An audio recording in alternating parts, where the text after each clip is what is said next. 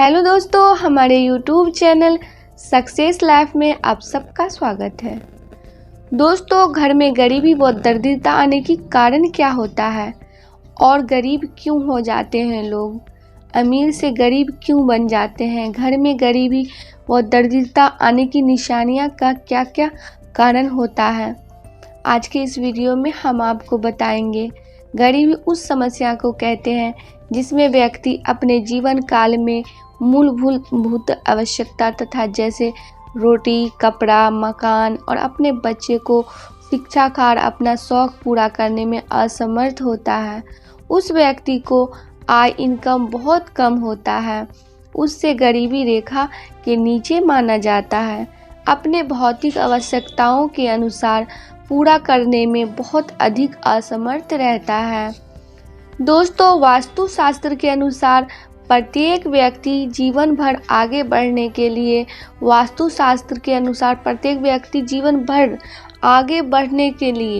बहुत ही मेहनत करते हैं। इसके लिए वो पूरा लगन और जिज्ञासा के साथ अपने कार्य को गति और उसके बाद भी जिंदगी भर गरीबी के शिकार बने रहते हैं। अपने जीवन में भरपूर मेहनत तो करते ही हैं, अमीर नहीं बन पाते हैं। इसके पीछे अनेक प्रकार के कारण होते हैं। वास्तुशास्त्र के अनुसार बहुत से ऐसे कार्य हैं जिनके कारण से घर में हमेशा खाना पीना में परेशानी करना पड़ता है। इससे गरीबी बनी रहती है। तो दोस्तों, ये गरीबी क्यों हो जाती है, गरीब हम क्यों बन जाते हैं, किन कारणों से, किन गलतियों से हम गरीब हो जाते हैं, आज के इस वीडियो में हम आपको पूरा बताएंगे। तो वीडियो को अंत तक जरूर देखें। दोस्तों, सुबह सुबह सूरज निकलने तक सोते रहने से भी गरीबी आती है। हर व्यक्ति को रात में सबसे पहले खाना खाकर जल्दी सो जाना चाहिए और सुबह में सूरज उगने से पहले उठ जाना चाहिए और सुबह उठने के बाद सूरज को प्रणाम करना चाहिए। घर के बीच आंगन में लगे तुलसी पौधा शुभ माना जाता है, लेकिन तुलसी का पौधा बिल्कुल सूख जाता है, जिससे घर में मुसीबत और दरिद्रता आने का संकेत। दोस्तों, आपका घर में हरा भरा लगा हुआ पेड़, आपके घर में लगे पेड़ पौधे की पत्तियां सूखने लगे तो उसे तुरंत काट ले और घर में लगे पेड़ पौधे हमेशा हरे भरे होने चाहिए। घर में पेड़ पौधों की पत्तियां सूखना भी नहीं चाहिए, वरना बुध ग्रह खराब होता है और इससे आपके ऊपर कर्ज पड़ता है। पेड़ पौधों को रोजाना पानी जरूर दे, सूखने ना दे। घर में झाड़ू लक्ष्मी जी का सूचक है, क्योंकि वह दरिद्रता को घर से बाहर निकालता है। इससे घर में सुख समृद्धि और धन दौलत आती है। झाड़ू के ऊपर नहीं रखना चाहिए, इससे लक्ष्मी का निरादर होता है और घर का कोई छोटा बच्चा अचानक घर में झाड़ू लगाने लगे तो उसे घर में किसी अनचाहे मेहमान के आने का संकेत समझना चाहिए।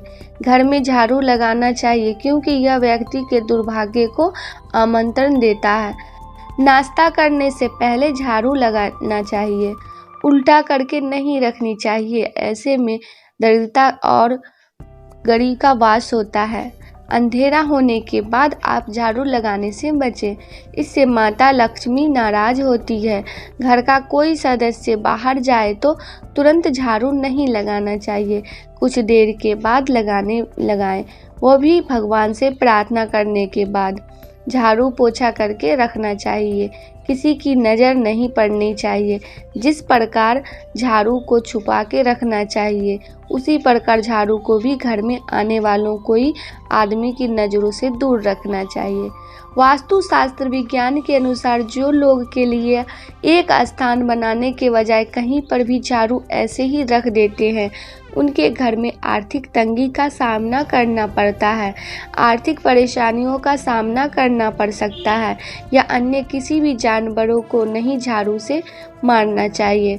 माँ लक्ष्मी आपके घर से दूर होकर चली जाती है, नाराज होकर चली जाती है, वहाँ पर जाते हैं और घरेलू जीवन में आने की संभावना पड़ती है। तो इसलिए झाड़ू से किसी भी जानवर को नहीं मारनी चाहिए।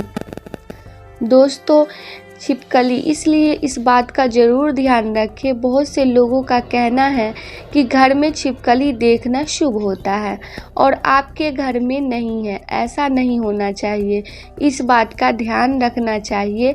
किसी काम से बाहर जाए और वहाँ से आते ही आपके घर में छिपकली दर्शन हो जाए तो इसका मतलब है कि आपका बुरा समय बहुत ही जल्दी शुरू होने वाला है। आपके पहले ही संभल जाना चाहिए और बुरे वक्त में हिम्मत से काम लेने के लिए तैयार हो जाना चाहिए। इस बात का ध्यान रखें दोस्तों, वक्त कभी भी एक ऐसा नहीं रहता है। पूरा वक्त भी निकल जाएगा और ज़रूरत है कि सिर्फ हिम्मत से काम लेने की। दोस्तों, घर में छिपकली दिखे तो शुभ होता है, लेकिन अगर आपने नया घर लिया है और उसमें छिपकली मरी हुई मिल जाए तो घर में प्रवेश से पहले आपको पूजा हवन आदि करवा देनी चाहिए। अगर आप ऐसा नहीं करते हैं तो उस घर में रहने वाले व्यक्ति की तरक्की नहीं हो पाती है और बुरा समय हमेशा उस व्यक्ति पर सदा बनी रहती है। अगर जाने अनजाने में छिपकली आपके शरीर के अंगों पर गिरती है तो यह भी आने वाले समय का सूचक है। जैसे अगर छिपकली आपके माथे पर गिरे तो आपके लिए खुशियों का संकेत लेकर आती है और जल्द ही आपको धन का लाभ होने वाला है। लेकिन वहीं अगर छिपकली आपके सिर पर या बालों पर गिरती है तो आप सतर्क हो जाएं, क्योंकि इसका मतलब है कि आपके जीवन में बड़ी संकट आने वाला है और फिर आपकी मृत्यु नज़दीक है। अगर दोस्तों इसी तरह के आँख फड़कना आपको आने वाले समय के बारे में संकेत देता है। महिलाओं की बाईं आँख फड़कने का मतलब है आपके घर में कुछ अच्छा होने वाला है। यह शुभ संकेत करता है। अगर बाईं आँख के लैपटॉप चारों की दिशाओं में बढ़ती है तो इसका मतलब है कि पुरुषों की बाईं आँख यानी लेफ्ट आँख फड़कने का मतलब होता है आपके जीवन में अब मेहनत और कष्ट गई समय आने वाला है। वहीं पुरुषों की दाईं आँख राइट आँख फड़कने का मतलब है कि आपके जीवन में कोई शुभ समाचार आने वाला है। इसी तरह से आपको आने वाले समय के संकेत मिल सकते हैं। अगर किसी स्त्री के सर पर कौवा आकर बैठ जाए तो उसके पति पर कोई बड़ी मुसीबत आने वाली है।